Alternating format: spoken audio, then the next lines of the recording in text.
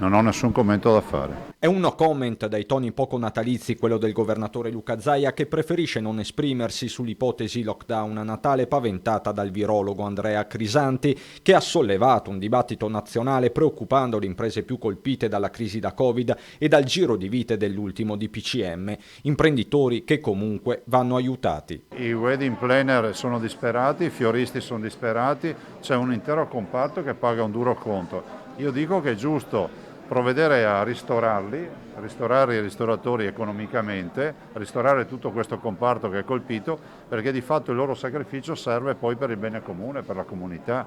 Loro sono quelli più sacrificati in questo momento. Più che al Natale, quindi, il presidente della regione guarda al presente. In questo momento non esiste emergenza sanitaria ospedaliera, sottolineo in questo momento, perché abbiamo una cinquantina di malati in terapia intensiva. Abbiamo 350 più o meno ricoverati, però la verità è che ci dobbiamo preparare anche al peggio, senza drammi, senza visioni catastrofiste, ma dobbiamo guardare in faccia alla realtà. E la realtà, pur senza facili allarmismi, è fatta di mascherine da indossare e overbooking delle terapie intensive da evitare. Bisogna utilizzare la mascherina, cioè l'abbiamo capito tutti che se facciamo analisi dei dati magari andiamo a vedere le mortalità e altre cose, ma vorrei capire che il vero dramma di questa patologia, ditelo ai cittadini, è che porta al collasso della sanità, perché se una persona si ammala gravemente ha bisogno di cure intensive e se porta al collasso della sanità per i grandi numeri che abbiamo,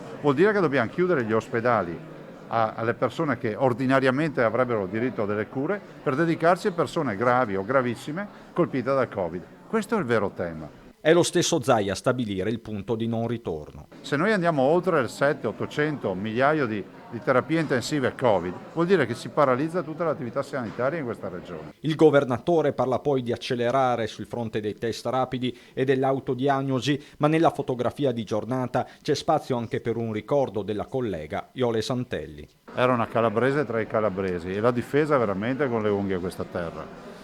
Aveva inaugurato un nuovo corso che io spero che non si concluda.